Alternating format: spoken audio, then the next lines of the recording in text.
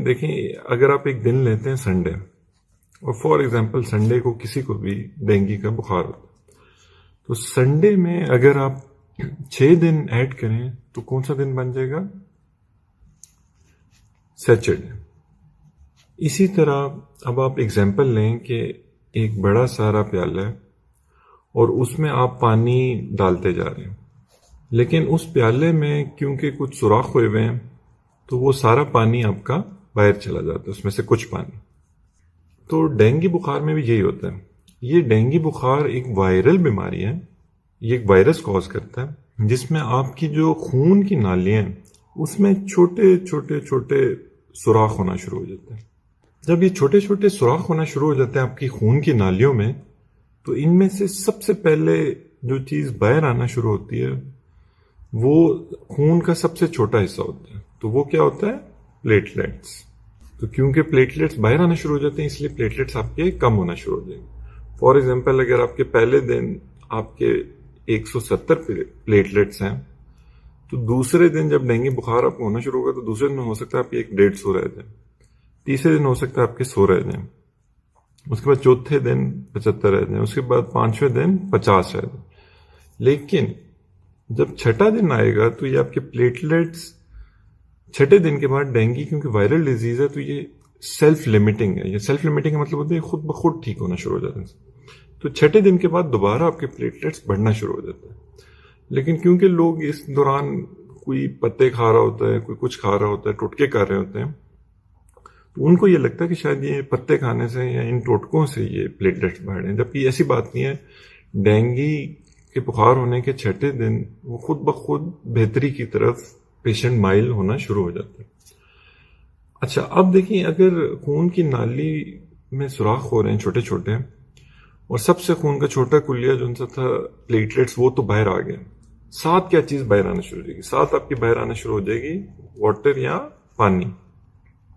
اب لوگ کیا کرتے ہیں کہ لوگ اپنا تمام فوکس رکھ دیتے ہیں پلیٹلیٹس پہ، جبکہ اصل جو آپ کا فوکس ہونا چاہیے وہ ہونا چاہیے واٹر پہ، کیونکہ یہ سب سے ڈینجرس چیز ہے۔ دیکھیں، اگر آپ کے پلیٹلیٹس خون میں کم ہو بھی جائیں نا تو اس سے کوئی فرق اس طرح نہیں پڑ رہا ہوگا کہ آپ کے جسم پورے میں کہیں پہ بھی خون نہیں نکل رہا، تو یہ ان کی کمی آپ کو کوئی کسی طرح تنگ نہیں کرے گی۔ لیکن اگر آپ کا پانی، کیونکہ وہ جب باہر آنا شروع ہوگا اور آپ ڈی ہائیڈریشن میں چلے جائیں گے، تو اب کیا ہوگا کہ آپ کے پورے جسم میں چھوٹے چھوٹے السرز بننا شروع ہو جائیں گے، اور اب کیونکہ وہ السرز بنیں گے تو تب پلیٹلیٹس کم ہونے کی وجہ سے بہت زیادہ بلیڈنگ ہوگی۔ اب اس کے بعد جو اگلا چیز جو ہمیں سمجھنی چاہیے اس میں، وہ یہ ہے کہ دیکھیں، اگر ایک خون کی نالی ہے اور اس میں سے پلیٹلیٹس باہر آ رہے ہیں اور پانی باہر آ رہا ہے، تو اس کو ہم کس طرح مانیٹر کریں گے؟ پلیٹلیٹس کا تو آپ کو پتہ ہے کہ آپ سمپل اس میں بلڈ سی پی کرا لیں گے، لیکن جو آپ کا پانی باہر آ رہا ہے اس کو آپ کس طرح مانیٹر کریں گے؟ اس میں سب سے پہلے آپ اس کا بلڈ پریشر دیکھتے رہیں گے پیشنٹ کا، کہ وہ تو نہیں، اس میں تو نہیں فلکچویشنز آ رہی، وہ ایک اسٹیٹ آف شاک میں تو نہیں جا رہا۔ پھر آپ سائنز آف ڈی ہائیڈریشن دیکھیں گے پیشنٹ پہ، کہ پیشنٹ کسی طرح بھی سائنز آف ڈی ہائیڈریشن میں تو نہیں جا رہا۔ اس میں one of the biggest signs is urination, کہ اگر پیشنٹ پیشاب کرتا رہ رہا ہے تو تب اس کا مطلب ہے کہ پیشنٹ کی باڈی ٹھیک ہے، وہ ابھی تک اس طرح ڈی ہائیڈریٹ نہیں ہوئی۔ ڈینجر سائن تب ہوگا کہ اگر اس کی یورینیشن اس کو آنا بند ہو جائے، یا اس کا کلر جو ان سا ہے وہ بہت ڈارک ہو جائے، اور خاص طور پہ اگر وہ بند ہو جائے تو یہ ایک بہت بڑا ڈینجر سائن ہوگا۔ پھر ہم پلس پریشر کو بھی دیکھتے ہیں، یہ بھی اگر ڈی ہائیڈریشن میں پیشنٹ جا رہا ہوگا تو یہ بھی اس کی خراب ہونا شروع ہو جائے گی۔ ساتھ ساتھ ہم واٹر کو، کہ وہ جو باہر اسکیپ کر رہی ہے اس کو دیکھنے کے لیے کہ وہ کن کن کمپارٹمنٹس میں جا رہی ہے، تو ہم الٹرا ساؤنڈ بھی اس پیشنٹ کے کراتے جائیں گے۔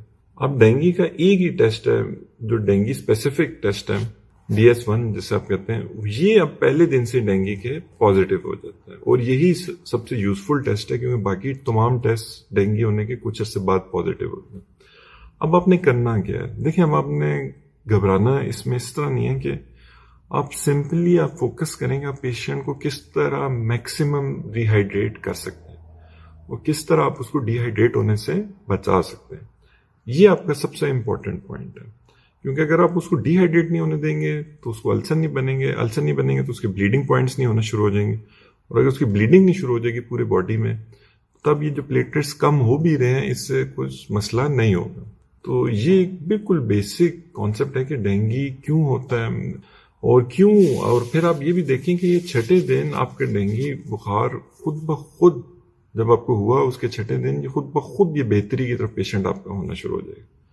تو اس کی کوئی خاص ٹریٹمنٹ نہیں ہے, کوئی ویکسین نہیں ہے, کوئی ایسی دوائی نہیں ہے جو ڈینگی کے خلاف کام کرے. ہم نے بس صرف پیشنٹ کا جو واٹر لیول ہے, جو اس کی ہائیڈریشن لیول ہے, اس کو مانیٹر کرتے رہنا ہے کہ وہ اس کا کمپلیٹلی ٹھیک رہے. اگر آپ کو یہ ویڈیو اچھی لگی ہے تو اس کو پلیز شیئر ضرور کیجیے گا تاکہ آج کل ڈینگی بہت زیادہ پھیلا ہوا ہے, لوگوں کو پتہ ہو کہ یہ ڈینگی ہوتا کیوں ہے, اور یہ کہ اس میں ایک بہت زیادہ خوف و ہراس کی ہوا بھی ہے. تو وہ بھی لوگوں کو جب آئیڈیا ہوگا کہ ہوتا کیوں ہے تو وہ اس کو اچھی طرح ایک مینیج کر سکتے ہیں اس پیشنٹ کو.